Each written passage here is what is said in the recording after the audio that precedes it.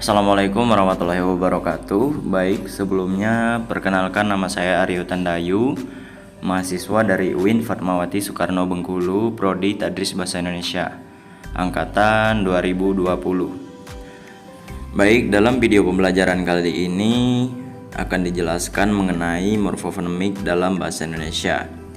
Yang pertama, kita harus mengetahui dahulu apa itu pengertian dari proses morfofonemik. Proses morfofonemik merupakan proses yang terjadi pada suatu morfem akibat pertemuan morfem dengan morfem lainnya. Proses morfofonemik dalam bahasa Indonesia hanya terjadi dalam pertemuan realisasi morfem dasar dengan realisasi afiks, baik prefiks, sufiks, infiks maupun konfiks. Proses morfofonemik yang terjadi pada bahasa Indonesia dapat dibedakan menjadi 3 proses. Antara lain, A. Proses perubahan fonem. Proses perubahan fonem merubah suatu fonem pada morfem akibat bertemu dengan morfem lainnya. Contoh, yang pertama, fonem N pada morfem men dan pen akan berubah menjadi fonem M jika bertemu dengan morfem-morfem yang diawali dengan fonem P, B, dan F. Misalnya, men jika ditambah dengan pinjam, maka hasilnya akan menjadi meminjam. Men jika ditambah dengan fatwakan, maka hasilnya akan menjadi memfatwa. Pen jika ditambah dengan batik, maka hasilnya akan menjadi pembatik. Contoh yang kedua, fonem N pada morfem men dan pen akan berubah menjadi fonem N jika bertemu dengan morfem-morfem yang diawali dengan fonem T, D, dan S. Misalnya, men jika ditambahkan dengan tutup, maka hasilnya akan menjadi menutup. Pen jika ditambahkan dengan tutup, maka hasilnya akan menjadi penutup. Contoh yang ketiga, fonem N pada morfem men dan pen akan berubah menjadi fonem N jika bertemu dengan morfem yang diawali dengan fonem S, C, dan J. Men jika ditambahkan dengan sapu, maka hasilnya akan menjadi menyapu. Men jika ditambah dengan cari, maka hasilnya akan menjadi mencari. Pen jika ditambah dengan sapu, maka hasilnya akan menjadi penyapu. Men jika ditambah dengan jauh, maka hasilnya akan menjadi menjauh.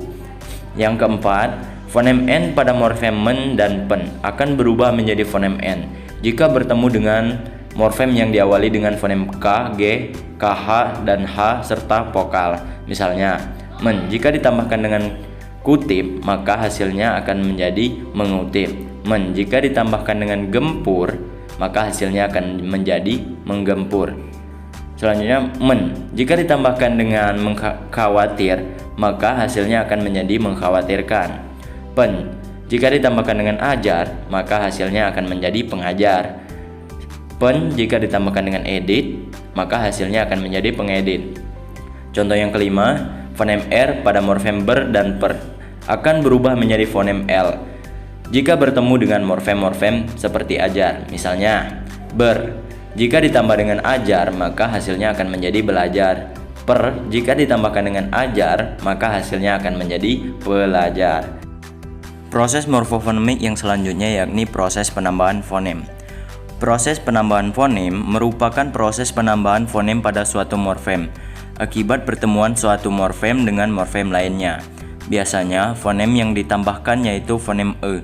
Jadi morfem men akan menjadi menge dan morfem pen akan menjadi penge. Misalnya, men jika ditambahkan dengan cat, maka hasilnya akan menjadi mengecat. Men jika ditambahkan dengan las, maka hasilnya akan menjadi mengelas. Pen jika ditambahkan dengan cat, maka hasilnya akan menjadi pengecat. Pen jika ditambahkan dengan las, maka hasilnya akan menjadi pengelas. Proses morfofonemik yang terakhir yakni proses penghilangan fonem. Proses penghilangan fonem merupakan hilangnya sebuah fonem akibat bertemu dengan sebuah morfem dengan morfem lainnya.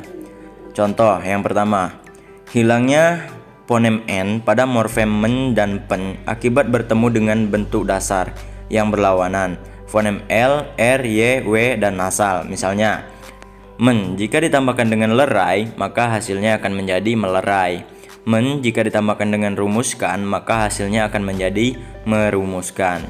Men jika ditambahkan dengan yakinkan, maka hasilnya akan menjadi meyakinkan. Men jika ditambah dengan warnai, maka hasilnya akan menjadi mewarnai. Pen jika ditambahkan dengan lupa, maka hasilnya akan menjadi pelupa. Contoh yang kedua, hilangnya fonem R pada morfem ber, per, dan ter akibat bertemu dengan bentuk dasar yang berlawanan fonem R dan bentuk dasar yang suku pertamanya berakhiran dengan E. Misalnya, ber jika ditambah dengan rapat, maka akan menjadi berapat. Ber jika ditambah dengan kerja, maka hasilnya akan menjadi bekerja. Per jika ditambah dengan ragakan, maka hasilnya akan menjadi peragakan. Ter jika ditambah dengan rasa, maka hasilnya akan menjadi terasa. Contoh yang terakhir yakni fonem-fonem P, T, S, K pada awal morfem hilang akibat bertemu dengan morfem men dan pen dengan bentuk dasar yang berawal dengan fonem-fonem itu. Misalnya, men jika ditambah dengan paksa, maka hasilnya akan menjadi memaksa. Men jika ditambah dengan tulis, maka hasilnya akan menjadi menulis. Pen jika ditambah dengan paksa, maka hasilnya akan menjadi memaksa. Baik, itulah tadi sedikit penyampaian materi dari saya mengenai morfofonemik dalam bahasa Indonesia. Jika terdapat kesalahan dalam video pembelajaran kali ini, kepada teman-teman saya mohon maaf, dan kepada Allah saya mohon ampun. Sekian, terima kasih. Wassalamualaikum warahmatullahi wabarakatuh.